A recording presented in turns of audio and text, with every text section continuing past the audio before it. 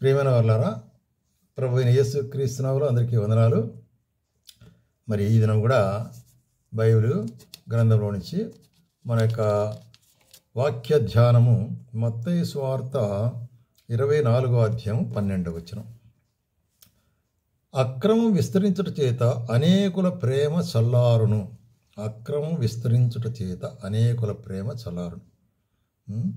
మరి ఈ దినాలు చూసినట్లయితే ప్రేమ, దేవుని మీద ప్రేమ, మనుషుల మీద ప్రేమ అన్నీ కూడా మరి తగ్గిపోతుంటున్నాయి. కారణం ఏంటంటే ఎక్కడ చూసినా అక్రమము, అన్యాయం, దుష్టత్వము ఉంటున్నది ప్రపంచం అంతట్లో కూడా. కాబట్టి ప్రజలు ఏమనుకుంటున్నారంటే నీతి న్యాయంగా నడిస్తే మనకి ఏమొస్తుంది, ఎట్లయినా కానీ మనం ఏదో న్యాయం చేసి సంపాదించాలని ఎంత దుష్టమైనటువంటి ఆలోచన. సోదరి ఈ యొక్క సంవత్సరం 2024 సంవత్సరం యొక్క ఆఖరి దినం యొక్క వర్తమానం మీకు చెప్తున్నాను. అనేకుల ప్రేమ చల్లారిపోతుంది, దేవుని ప్రేమ చల్లారిపోతుంది, మనుషుల మీద ప్రేమ చల్లారిపోతుంది, కుటుంబాల్లో ప్రేమ చల్లారిపోతుంది. కారణం అక్రమం విస్తరించడం. అయితే నీకు నాకు దేవుడైతే ఏం చేశాడు, ఆయన వాగ్దానం ఇచ్చినాడు. మనము మరి ఎప్పుడు కూడా నమ్మకముగా ఉండాలనే వాగ్దానాన్ని. అందుకొరకు ఏమంటాడంటే ఇర్మియా కూడా తన ప్రజల గురించి, ఇశ్రాయేలు ప్రజల గురించి ఒక మరి కార్యము దేవుడు చెప్తాడు. ఇర్మియా గ్రంథం 14వ అధ్యాయంలో 7వ వచనంలో ఏమంటున్నాడు ఇక్కడ, యెహోవా మా తిరుగుబాట్లు అనేకములు, నీకు విరోధముగా మేము పాపం చేసి మా దోషములు మా మీద దోషారోపణ చేయించును, నీ నామను బట్టి నీవే క్రియ జరిగించుము. కాబట్టి అక్కడ ఉన్నటువంటి ప్రజలు ఒక తీర్మానానికి వచ్చినారు, మా యొక్క తిరుగుబాటు అనేకములు, మేము పాపం చేసినాం, దోషం చేసినాం. రిపెంటెంట్ హార్ట్ పశ్చాత్తాపంతో కూడా ఉంటాం. అదే దేవుడు మన దగ్గర ఎదురు చూసే కార్యం అనమాట. ఈ దినము మరి నీ యొక్క జీవితంలో కూడా మరి మన యొక్క గాదించిన దినముల యొక్క తప్పిదముల కొరకై, పడిపోయిన దాని కొరకై అటువంటి పశ్చాత్తాపం కలిగి ఉంటున్నామా అనేటువంటిది చాలా ప్రాముఖ్యమైనటువంటి కార్యం.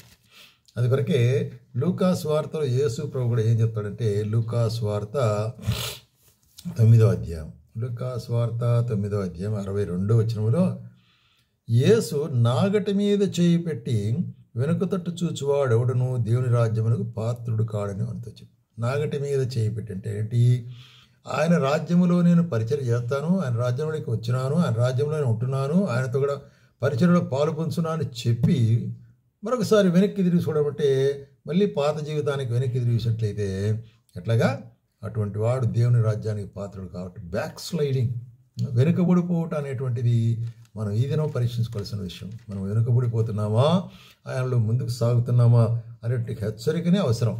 ఎందుకంటే యేసు ప్రభు దినాల్లో కూడా ఆయన 6వ అధ్యాయం యోహాను సువార్త చెప్తాడు,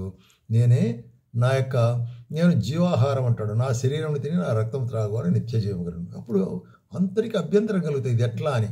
అయితే ఆయన చెప్తుంటున్నాడు.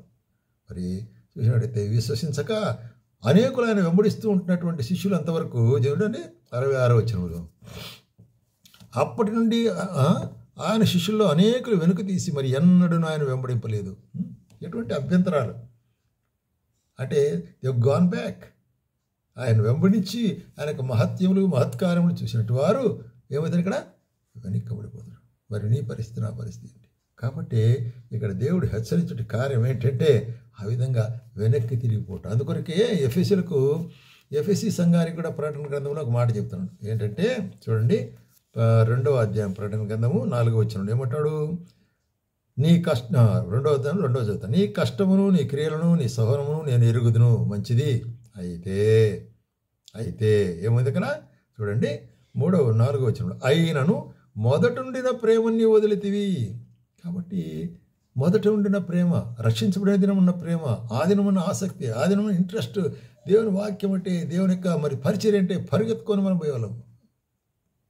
అయితే ఇప్పుడు ఎట్లాగుంటున్నాం పరీక్షించుకోవాలి మనం. కాబట్టి this the time of examining our selves. మనం పరీక్షించుకునే సమయం వచ్చింది. ఇప్పుడు అట్లీస్ట్ యొక్క పాత సంవత్సరం యొక్క ఆఖరి దినములు అయినా కూడా మనం పరీక్షించుకొని దాన్ని మనం వదిలిపెడితే అది ఎంతో శ్రేష్టము అనేటువంటి కార్యాన్ని దేవుడు మనకు హెచ్చరిక చేస్తున్నాడు. అందుకొరకు ఏమంటాడు, మరి కొద్దిమంది ఉంటున్నారు, వారు వెనుకపోయిపోయినారు అనుకుంటున్నారు. కాబట్టి వారికి ఇక మీదట తిరిగి మరి దేవుని యొక్క రాజ్యంలో హక్కు లేదట. అందుకొరకే ఇక్కడ ఏమంటాడంటే 2వ తిమోతిలో ఒక ఇద్దరు పేర్లు కూడా చెప్తున్నాడు. 2వ తిమోతి గ్రంథం 2వ తిమోతి గ్రంథము రైట్ 4వ అధ్యాయం 10వ వచనంలో ఏమంటాడు ఇక్కడ చూడండి. 4వ అధ్యాయం 10వ వచనంలో రైట్, దేమా ఇహలోకమును స్నేహించి నన్ను విడిచి తెస్సలోనికైకి వెళ్ళను, క్రెస్కే గలితేకును తీతు దళమైతుకు వెళ్ళిరి. కాబట్టి ఇహలోకమును ప్రేమించి, కాబట్టి ఏ విషయంలో మనం కూడా ఆత్మీయంగా నీవు బావుగా పరిగెత్తుతుంటివే, అయితే ఏమైంది నీకు అంటున్నాడు అపోస్తలుడు పౌలు గలతీయులకు రాస్తూ. ఏమైంది నీకు? వెనకబడిపోయినవి. కారణం ఏంటి? అది దేవుని వల్ల కలిగింది కాదు, నీ దురాశ వల్ల కలిగింది. ఈ లోకం యొక్క ఆశల వల్ల నీకు కలిగి నేత్రాశ, జీవపటము, శరీరాశ ద్వారా నువ్వు కలిగి ఏమవుతున్నావు? నువ్వు వెనక్కి తిరిగిపోతున్నావు. వెనక్కి పరిగే జీవితం ఎట్లా ఉంటుంది?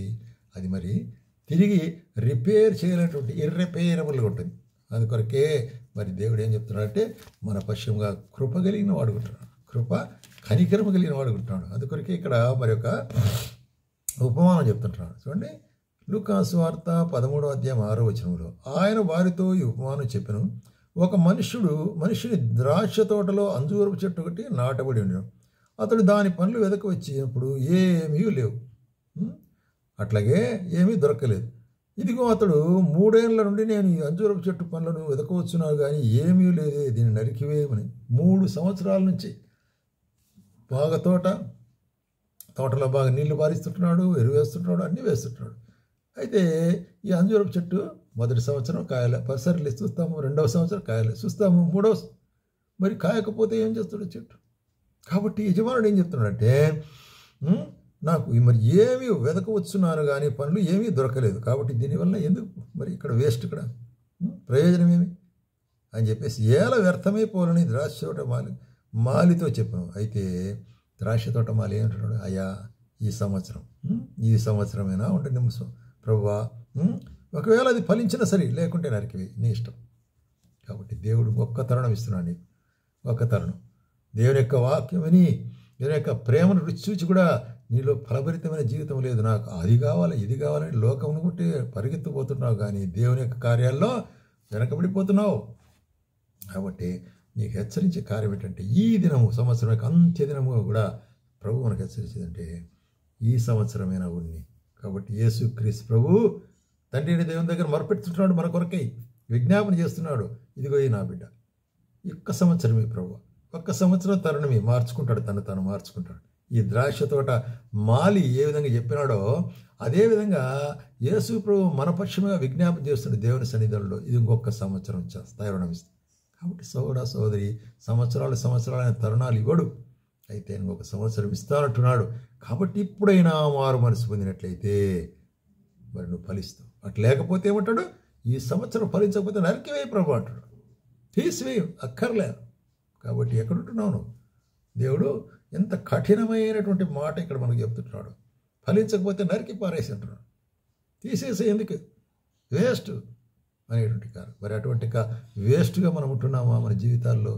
ఆ దేవునికి ప్రయోజనకరంగా ఉంటున్నామా లేక వేస్ట్గా ఉంటున్నామా అనేటువంటి కార్యాన్ని మనకు గుర్తిరిగిన వారమే మనలో సెర్చ్ చేసుకోవాలి. ప్రభువా, ఈ సంవత్సరం ఇచ్చిన స్తోత్రం, నేను మార్చుకుంటాను, నా పద్ధతి మార్చుకుంటాను, నా అలవాట్లు మార్చుకుంటాను, నా కార్యం, నా విశ్వాసం మార్చుకుంటాను అనేటువంటి విధంగా మరి మనము సెర్చ్ చేసుకునే వాళ్ళ స్వారుగా ఉంటున్నాం. ఆ విధంగా సెర్చ్ చేసుకుంటూ ప్రభు మనకు సహాయం చేయను.